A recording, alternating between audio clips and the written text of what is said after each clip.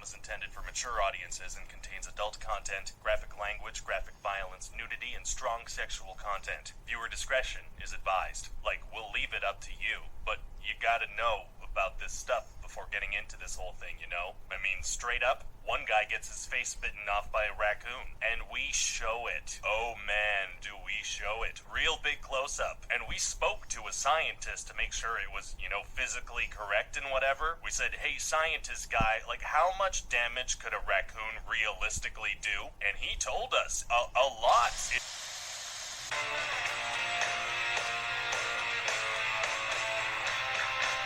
Have no shame for what you believe. Feel the black sky ecstasy. The more you move, the more you forget. You feel the bass break apart your chest. He's cool. And this is Big Dude 6 filling in for Mr. Kegs. Who do we got on today? Today we have a special guest, ZEUS from Champions on Sky Warriors. And we thank you for joining us, ZEUS. And how are you doing today? Thank you for having me, man. And I'm doing good. Hope you're doing good as well. Absolutely. That's good to hear. Absolutely, bud. Like, there's about 5 different ZEUSes running around Sky Warriors. Can you explain which one you are and kind of go that route for a second? Yeah, I started this game like more than a year ago, and I made that name on the game. And when I was there, I think I was the only one. But then I did not understand the game very well at that time, so I quit. And when I came back, there was like another 4 of us.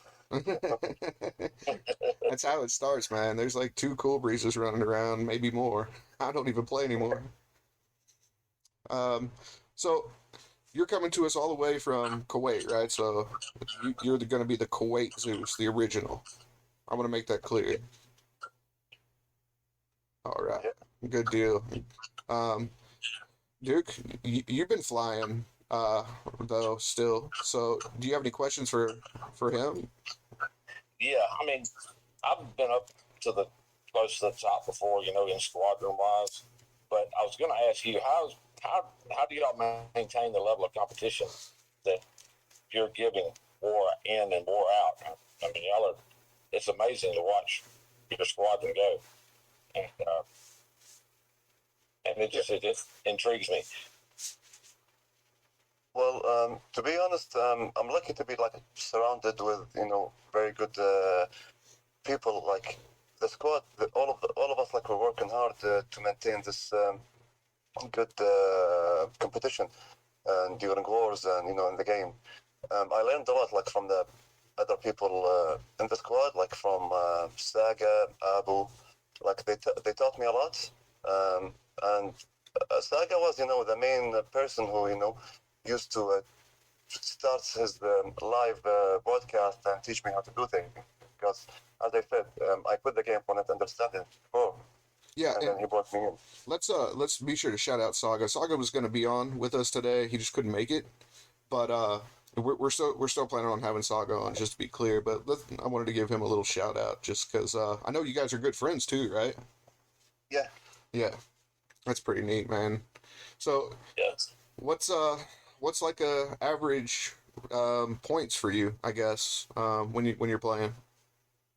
I'm averagely I can do like 100 to 150k without doublers. Wow. I did hit 645. Holy shit. But that obviously with doublers. See, it's guys like you. Like if I have good resources, I have no issues doing 500k. It's guys like you why I retired. I realized quick. But I'm usually having to go against Saga a lot. I've been against Saga a good bit. Oof. And I know he's a beast. So if everybody else in the squadron can fly like him or anywhere near him, it's tough squadron. I mean, that's like 600k. I mean, come on. I mean, doubles or not, that's just stupid good. Look, I'm happy in my little F-18 on the ground. It'll sit there. So, but I don't know. Duke, you had a couple more questions about Yeah. What squadrons were your former squadrons? Were you in any others? I was always USN, and I can't even remember the squadron I was before USN. And Yeah. I was in a dead squadron and left it, and was lucky enough to get in a squadron that was active. So, what about you? I've been always with Rigid Airspace, RAT. okay. And then I moved to Champion, but we made alliances with Champion. So originally I'm from Raz, and so I fly with Raz and Champion together. Like I've been with Raz like for my whole time in the game. Okay. I remember you guys creating Raz. Actually, I was still flying then. Yeah. I was the annoying guy always in game chat. You remember me? Actually, I don't, but I joined Rise like when they were on the Gold League, I think. Okay. Well, so I'm Cool Breeze, technically in the game. Oh, yeah. Yeah, Now that's I remember you. yeah. I'm that guy. different goals now, but yeah. So it's fascinating to me. So like, where's Raz at right now, ranking wise? Just out of curiosity. Rise is sitting at the 37 position now, and Jesus. it's working there. It's way up, the top 10. Yeah. Hell yeah. Yeah. Yeah, Top but 50 we is had really we good. had some big changes happening in the last few weeks. Very cool. Yeah. Positive ones? Say again? Were they positive ones? I hope so. Yeah, I hope so. But we had to do it. Like we changed something, in the command chip and at Rise. One member was like voted out, I see. and then the command chip was given to Judgment, and he's doing very good now, and he's helping us to hit the top 10. Yeah, absolutely. Did you have anything else? Oh, let's see here.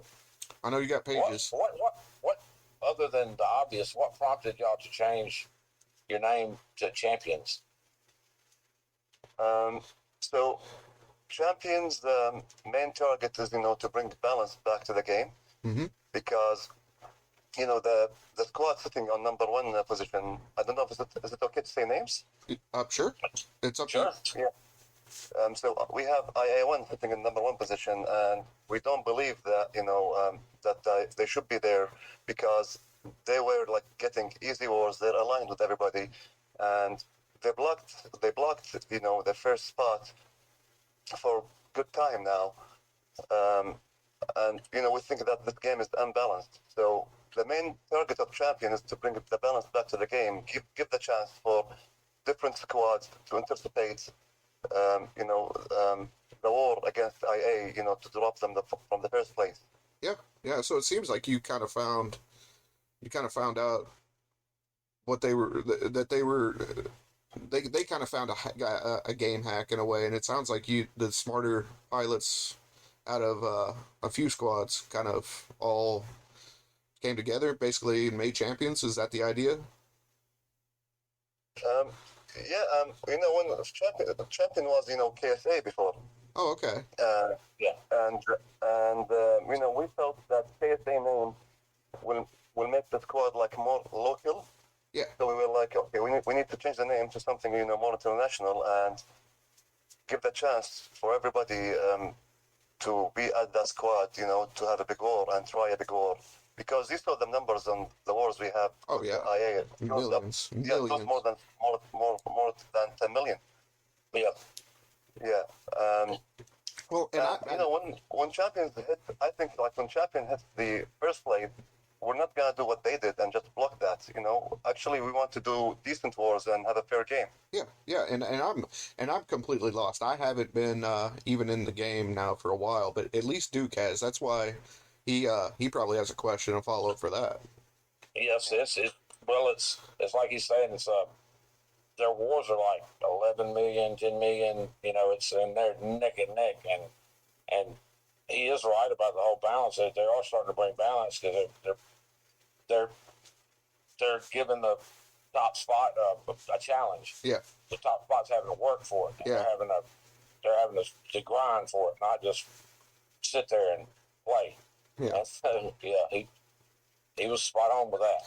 Well, and you know, I lost contact with most people. I still have a way like contact with Mighty Mal, and you know, maybe that's about it. But you know, I've been out of the game so long that this is exciting. It sounds like big wars are coming back, kind of like back when Bro was trying to give him a run. Yeah. We've got that kind of thing. And it seems like you're having to fight the two squads, and you know, up there, like they're working together. It Yeah. seems. Who's in two? Who's in spot two?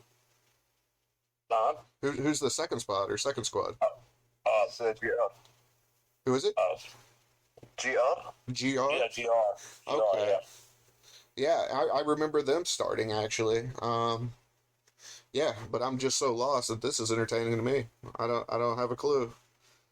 And actually, this was the main reason for us trying to move Raz to the top 10 because the number 1 and number 2 are aligned together. So I see. IA1 and GR, they are aligned. So whenever they go against each other, GR will give IA the war. Yeah, which is interesting. And then, you know, Rex squad, they don't have that big power to fight them as well. Yeah, So basically, IA and GR are getting easy wars. So we want to move our alliances to the top 10 sure. so that, you know, we can give them, you know, some hard time, hard wars, instead of having them easy wars. So we have now WB2 in the top 10, and Raz will be there soon as well. Very cool. So we can get to fight them guys like 3 times. Well, I'm gonna. 3 times or 2 times a week. I definitely need to be in contact with Duke a little bit more. I'm interested to see what happens. Sounds like fun actually. Sounds like finally competition. But that reminds me. I do want to shout out. Have you heard of the Chosen Few server? Yeah. Okay, yeah, so there's a tournament. And they're starting. Basically, they found out a way that we're going to try to be able to do like 2 versus 2, 3 versus 3. But it's all over on the Chosen Few server. Basically, there's tournaments over there during Sky Cup. So if there's some kind of beef where, you know, 3 versus 3, you want to see who's really the best pilot, definitely head over there and sign up. It's in its trial version right now. But I'm already there. They have my name already there. yeah, already there, dude. And Duke signed up. Obviously I don't fly, but yeah, I'm interested to see how that works out. And I'm so proud of the community trying to figure out how to give us the features we wanted, you know, even though we're not, you know, able to use the developer. So Yeah, I'm signed up too. I just got to find me 2 partners. that's fantastic. What's wrong with me? Yeah, it sounds like it's going to be a riot, and we'll definitely see some fireworks, I think. Yeah. You know, when results start coming out. But all right, so beyond the game. This is kind of my favorite part of these podcasts. So we've already spoke about you're coming to us from Kuwait, but what do you do for a living? Actually, I'm a pilot for Kuwait Airways. I'm a captain for Kuwait Airways. It's amazing to me. You know, we spoke in the pre-interview forever, and I kind of geeked out. And I'll probably geek out now, but you fly a 777. Can you, for people that don't understand commercial aviation, can you speak about a little bit about that piece of equipment? Yeah, so the Boeing 777, it's a wide body aircraft. Depends on the configuration. Like our configuration, we carry 340 passengers, and we do like long haul flights. That's insane. 340 people. Like, where's some of the places you go? I fly like from Kuwait to New York, from Kuwait to Europe and to the Far East. It's amazing. And speaking of that, sorry, Duke, but speaking of that, for people that don't know Kuwait in 2023, can you explain a little bit about how beautiful your country is? Kuwait actually is like it's a very modern country. It's hot in summer. You don't want to be here in summer though, right? But you know, in winter time the weather is like perfect, and basically a lot of people are familiar with Dubai. So Kuwait is like it's just like Dubai, you know. You have big buildings, malls, everything. Yeah. Yeah, Yeah, it's nice to visit. It's a nice country to visit, actually. I definitely want to. It's on the bucket list. It's just, for people out there that really haven't taken the time, I even mentioned this in the pre-interview. You and Duke and I were talking about it, but a lot of people remember, Desert Storm and that kind of thing. And the thing is I don't. You said you're okay to talk about it. Can you talk a little bit about what you remember? I know you were young, but can you talk about how it impacted your family, Desert Storm, and Saddam Hussein and all that shit trying to take over your country? Yeah. Kuwait was the invasion happened on the 2nd of August, 1990. Yep. And because Kuwait is a small country and they don't have that big of an army. No. But a very rich Saddam country. Hussein was, Saddam was, able to invade the whole country in less than a day. Yep. Yeah. We stayed in Kuwait during the invasion. We stayed for 6 months, and because the other governments, most of them they were supporting Kuwait government. So basically, the Iraqi army started to look for Americans or British people, to keep them as hostages. And Yep. one of my uncles is married to an American woman, and so my dad, figured out a way. My dad works with aviation as well, so my dad figured out a way to take the whole family out of Kuwait, and we went by car.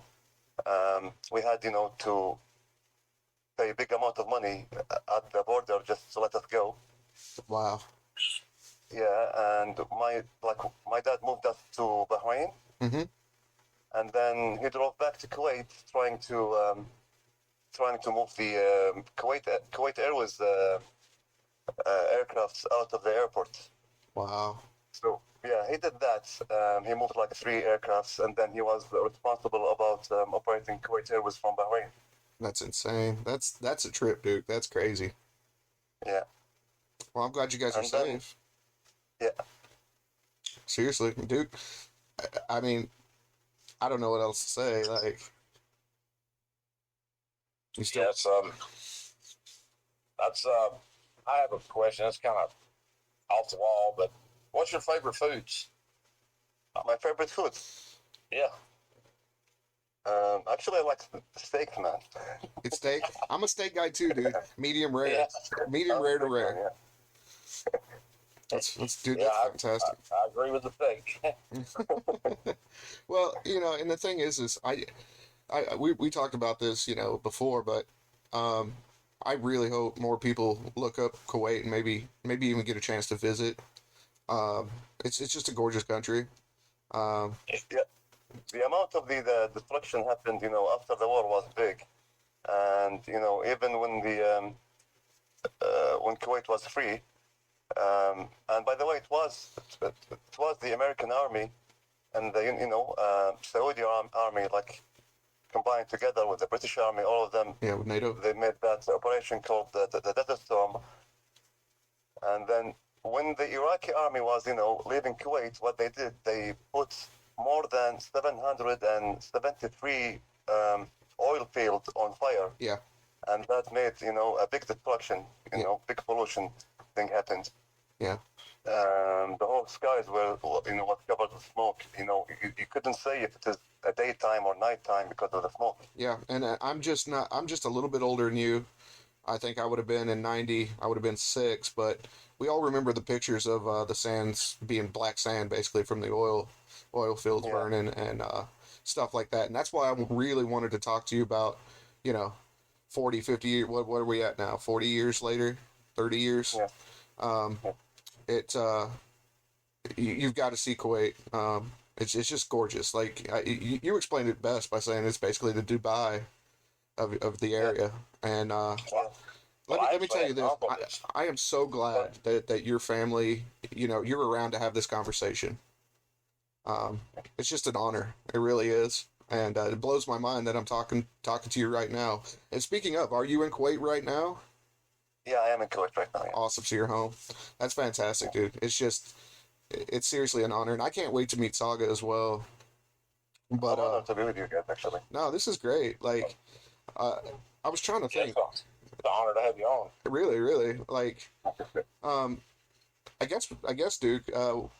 Unless you have another question, can you talk a little bit about your journey to becoming an airline pilot? Yeah, I finished high school. I always wanted to be a pilot, but I did not have enough money to go and study aviation because that's aviation studies cost you so much. Absolutely. So I remember going to Kuwait Airways. They were recruiting at the time, and I told them I don't have the money to go and study aviation, but I'm willing to do a contract. So we agreed that they will pay for my studies, and when I finish, they're gonna hire me, and they're gonna cut like 50% out of my salary to get their money back, and then I had to work for them like for 5 years. Like it was a bond in the contract for 5 years, Okay. and I did that. There was a big penalty though. Like if I failed to finish my studies, I had to come back and pay them around 60,000 KD, which is around 200,000 US dollars. Yeah, absolutely, probably.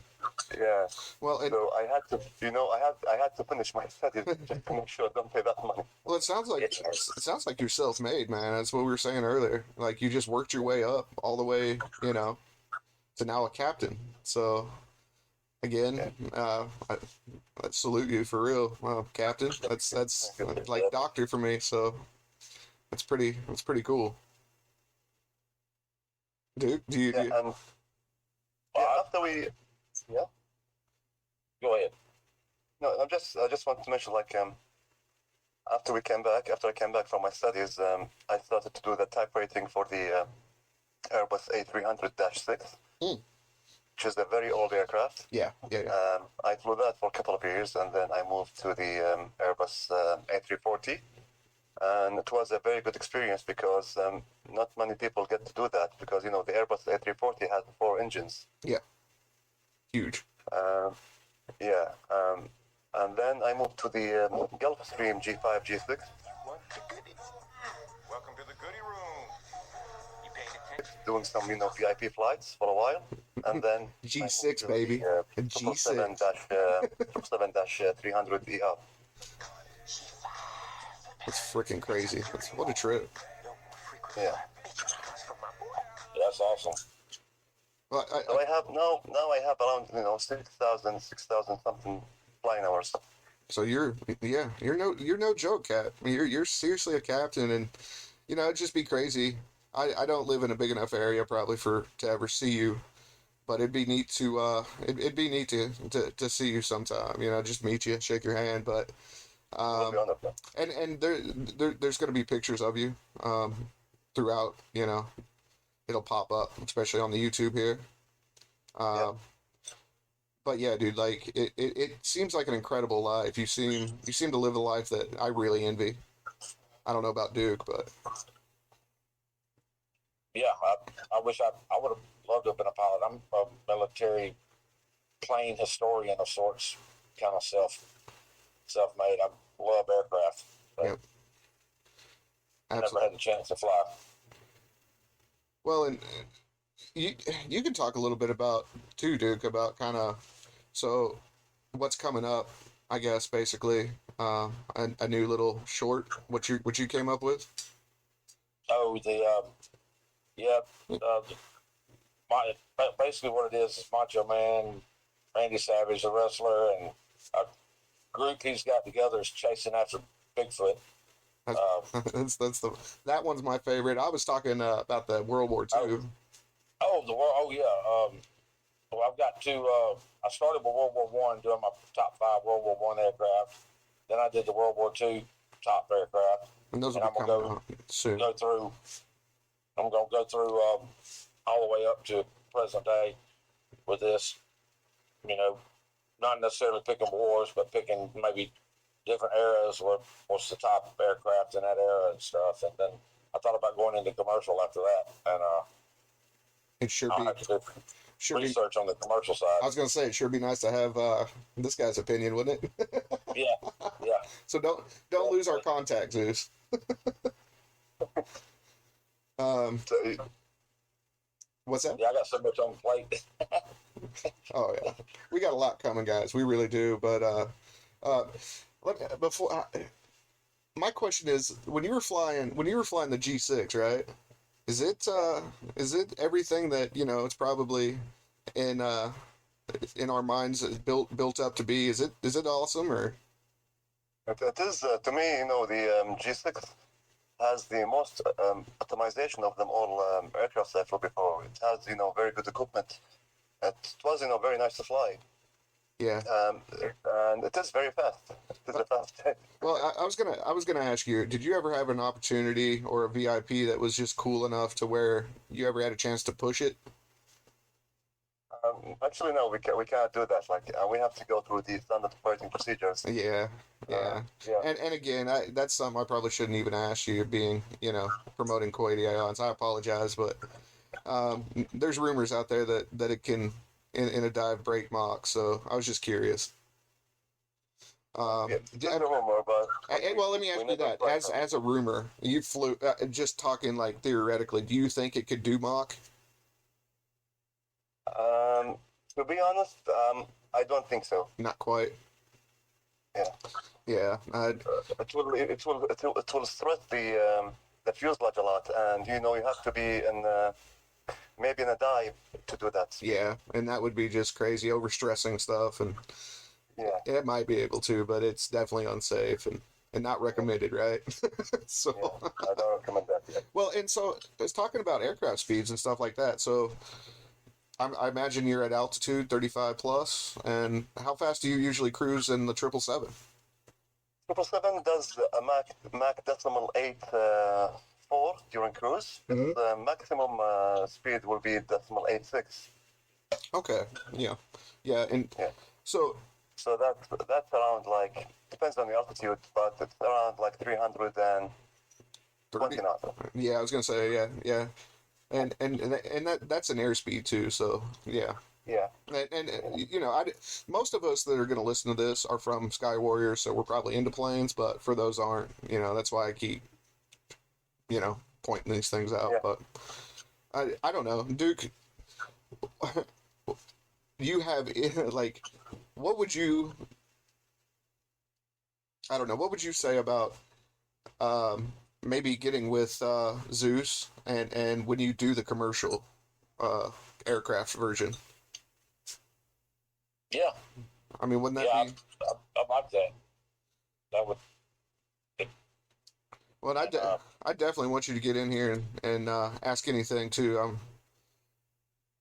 Sure. Because it's like I said, the military aircraft part I know a lot about. It's just when I get to the commercial, I'm kind of I have to go back and study on everything. So yeah, you've flown a few of the jets that would probably be on my list. So I would love to have you on there and explain what you can about these particular jets. Sure. Sure. When I do that. Well, But you know what I just thought about? What's it like? What's it like to be responsible for 340 people, or I guess really, however many you're taking. What's that like? It is actually a big responsibility, having them, to me, the way I see it, being responsible about like 5 people is just like being responsible about 340, but when you're responsible about 340, we had, some cases before, like we had, people getting sick during the flight. We had, to divert for their safety. People, can get sick.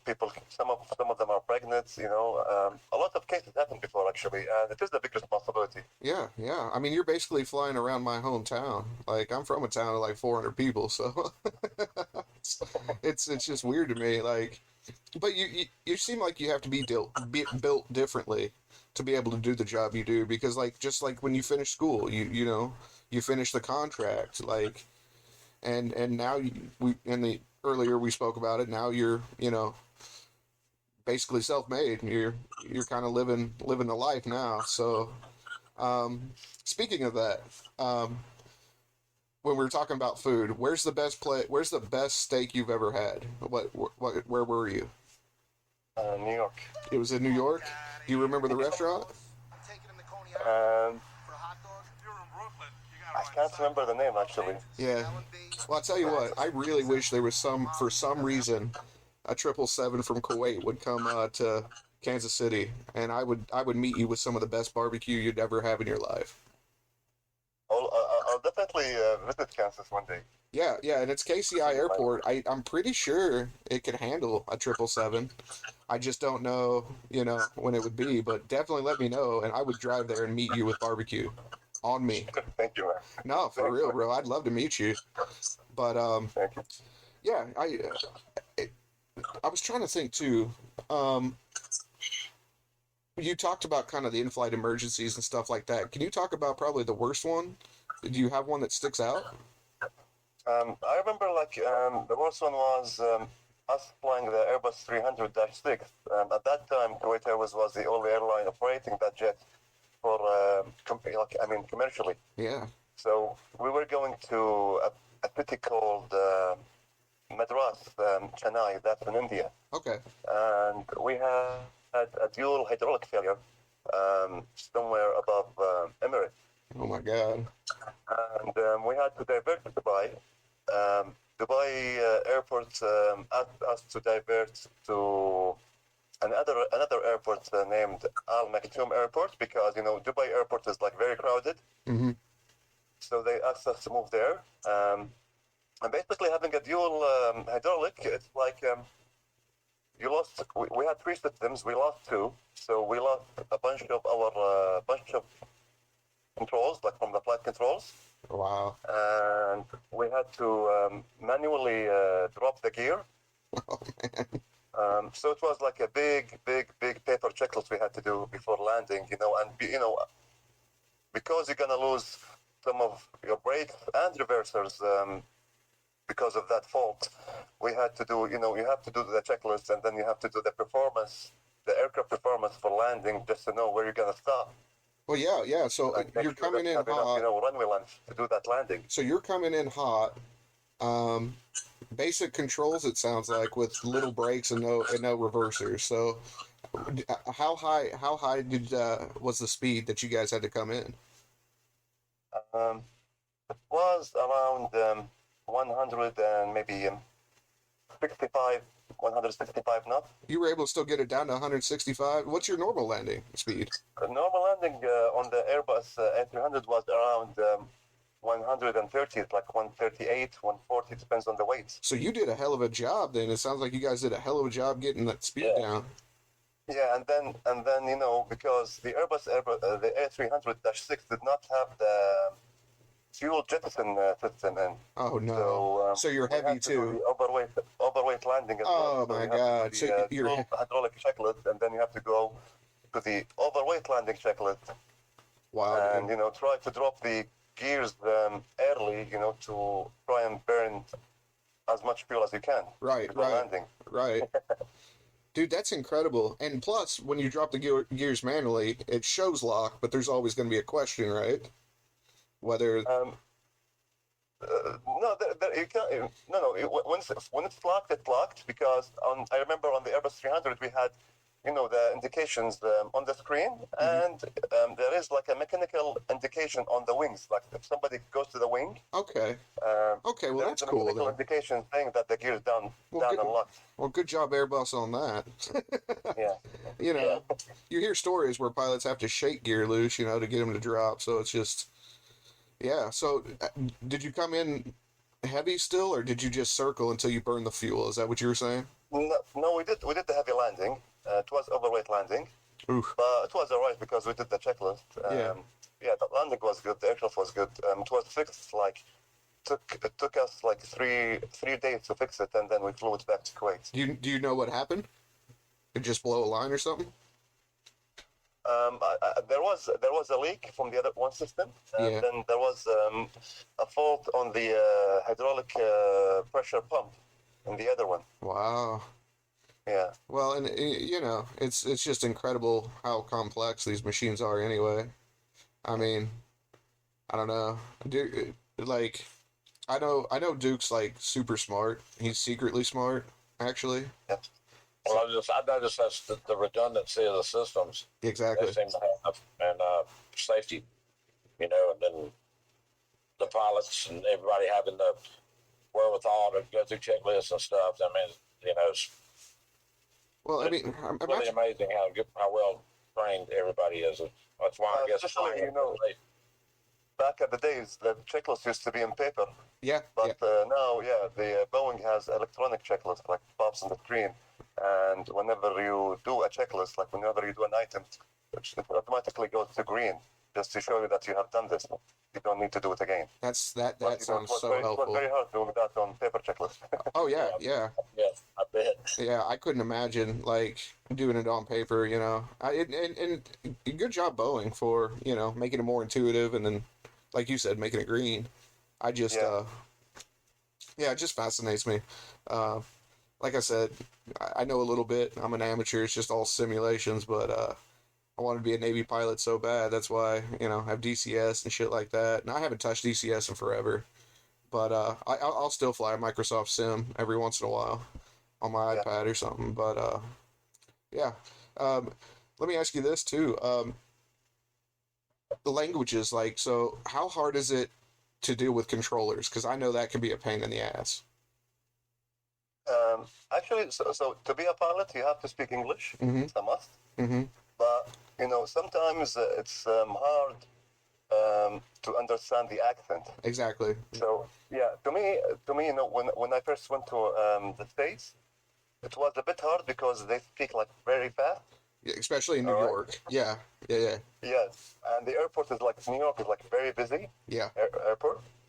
So the control has no time. Like he gives you the order once, and then he jumps to another aircraft and gives it another order. So you have to get used to it. Well, have you flown And into then- both LaGuardia and JFK? I'm assuming. I just flew to JFK, Okay. Kennedy. Never into LaGuardia. I've heard No. stories about LaGuardia, but so what's JFK like? Is it just packed all the time? Yeah, it is packed all the time, man. It's super busy, and it's it takes you long. Takes a while. Like once you do the landing, it's gonna take you a while to reach your gate because it's very crowded, Well, and there's a bunch of the controller. taxiways are like narrow at JFK airport. Especially for so, your equipment, I'm sure. yeah. Yeah, yeah. Um, Well, But, and I've heard.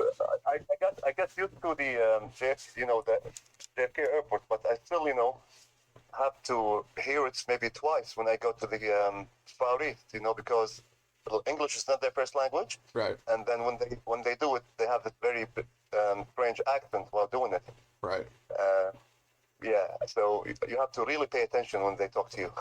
Exactly. So there's a bunch of like controller videos and YouTubers out there that talk about that, but they talk about actually JFK controllers. Well, not JFK, but New York controllers, I should say, being one of the more rude or stern in the world. So I don't know. Would you agree that it can be that way?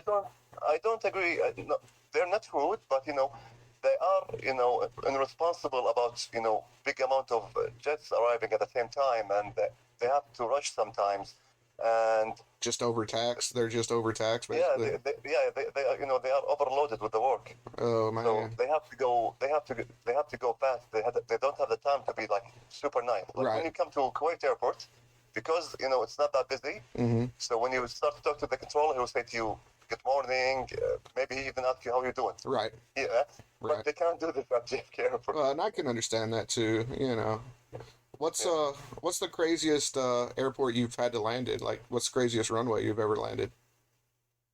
Um, craziest runway. I know that. Actually, all of them were good. I remember having a bird strike while landing in Colombo, Sri Oh. Lanka. Boy, in Ohio. Yeah, That's great. like we had like 4 or 5 birds that went in the engine. It was the right engine. Uh, Blew the engine up, but because it was on the final phase, actually, it did not have that big of impact, on the landing. Just a In little bit our of landing, so we landed normally, a little bit of and then rudder. we had to be there like for 2 weeks Oh, trying to get us a new engine. so what did you think about Ohio? Ohio? Yeah, I never went to Ohio. Columbus. Where were you? No, that was Colombo. It's in Sri Lanka. Oh, Colombo. I'm sorry. I thought you Yeah, said Columbus. Colombo. No, see. Yeah, Well, Colombo. what'd you think of Sri? Yeah, what'd you think of that? Sri Lanka is a very nice country, actually. Nice people, from what I know of. Yeah. It's a nice place to go to. They have the whole country is like green. They have big tea farms there, Oh, that's fantastic. so you can have tea like everywhere you go. Do they also have the little boat channels and stuff? Did you get to I didn't know. I didn't have the chance to did go you get there. a chance? Yeah, that's what I want to do. Dude, I have a checklist of if I can ever leave here, but yeah, I was trying to think. So when you got that bird strike, since it was on the final phase, it probably wouldn't have mattered. But it was a little bit of Yeah. rudder and stick, or is it just all automated? No, when it happened, we already were on low setting on the engines because we're landing. So I really didn't do it. Yeah, that's still crazy. Yeah. So when the engine failed, the aircraft did yaw a bit, to the left side, but it was like easy to control because we had low settings and we were coming in low speed, so it was alright. Yeah, rudder flat. Yeah, I can see. Yeah. How about the stop though? More brakes, because obviously you didn't have a reverser on one side. So Actually, a reverser is a privilege. Like when we do our calculations for landing, a reverser is a bonus. Yeah. We do our calculation on basic braking, not with the reversers. that's fantastic. So having a reverser, yeah. I would have never known that because a lot of times I always use it instead of let it roll out like I probably should in the sim. But it's a sim. I don't have anybody A lot worried of about. a lot of airports now they have the restrictions actually on reverser. Oh, really? They want us to use it on idle power because for noise abatement and something. Well, I guess I don't know. All right, I understand now. So it's a luxury. All right, Yeah. or an emergency, one of the two. Yeah. It's a bonus. Yeah. Well, Duke, have you ever been outside the country, Duke?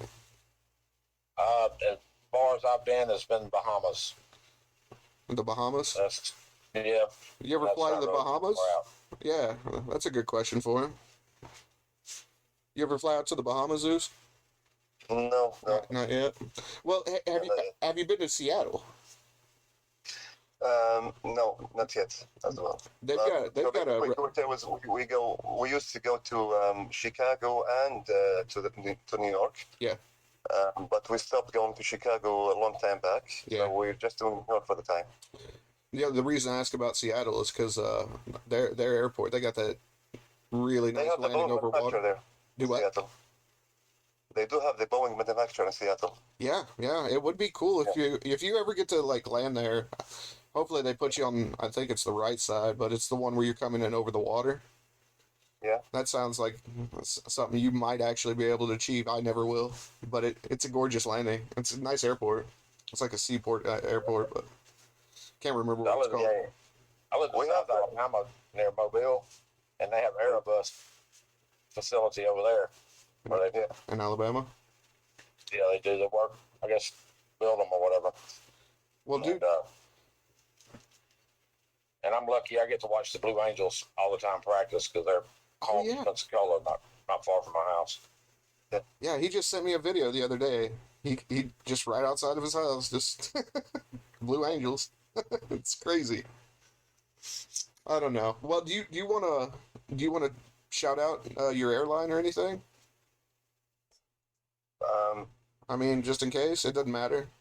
But obviously, you fly for Kuwaiti Airlines, and they sound wonderful. So They're doing good actually. They just bought new aircrafts.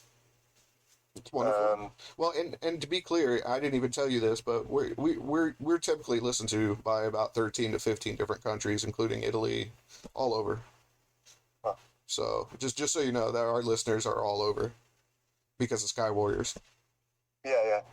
Actually, the airline's reputation is very good because they had zero Kuwait Airways is one of the few airlines which have a few zero accidents. Sorry, zero accidents in the history That's of the wonderful. airline. And they do have high standards for both captains and cabin crew. Well, if everybody's as dedicated as just you are, and apparently your father, I would love to. Like I told you, I have a bucket list. I'd love to fly over to Kuwait. Only if you're there. You can. Well, You got to come pick me up. I'll have to fly I to New will. York or something, but that's okay. You, My uncle has been over there a couple of times. He works for defense or contractor or something, and he loves it over there. He's just some of the nice people he's ever met. well, it's gorgeous. Well, It's literally an oasis. and he just said everybody's nice there. Just Yeah, everybody's friendly. nice, friendly, welcoming, And but make sure when you come in winter time. Like you don't want to be here in summer. Trust me. Well, I don't know how much it is in Fahrenheit, but we do it like it's like 55 Celsius in summer. Well, see, Pretty hot. this is why this blows my mind, because it is a possibility. I somehow get to New York and you happen to be flying back home and you're off. I would love to come over to Kuwait and just experience Kuwait with you or whatever. Sure. It would be great. Yeah, sure, man. I mean, down the road, of course, but seriously, I don't want to lose contact with you. Nah. Yeah. Did you have a good time, Zeus? Was this pretty chill? Very nice, man. Man, we Very would love to honored have you be with back for real. And tell Saga, he'll hear this as well. We can't wait to have him on, and hope he's well. Really, I guess at the end of this, do you have anything to say? I'm just honored to be with you guys, and I really hope like everybody at the game understand. In the end of the day, it's a phone game, so basically lately I've been a bit upset because I've been hearing and seeing things which is it's not game related. Yeah, I've heard So about that too. I just wish people playing the game, concentrate on the game, and leave the other issues out of it. It has nothing to do with the game. Like the doxing and stuff. That's nice to hear. Yeah. But, I heard like some things like, which was sometimes it was insulting to the religion or to the country or to what I'm talking about. Yeah, just typical high school stuff. Yeah. So basically, I'm there just to enjoy the game, and play the game. So I just wish everybody concentrate on that and have no hard feelings about anything else. See, and that's why I got out of the game. I mean, so it's not even the game. I still like the game and stuff, but my whole thing is I hung on when I was playing for a couple months just because I love talking to people and meeting new people. And I hope people, kind of what you were saying, I hope people kind of put this in perspective that, just because of a game, you don't need to, take it too far. I mean, it was an honor to meet you, and if more people were open-minded and just generally nicer to each other, you might be surprised what you get out of this game more than the diamonds or the talking points or a score. Yes, sir. I value what we're doing right now more than anything. I got to meet Duke. I got to meet Kegs, percussion, Gambler even. He's doing stuff. Everybody that we've interviewed, I've enjoyed this so much, and I guess really, it's an honor. Duke, do you have anything? That's pretty much it to me. It's an honor just to meet you, talk to you. It's nice to put a voice with someone that you maybe fly against in the game.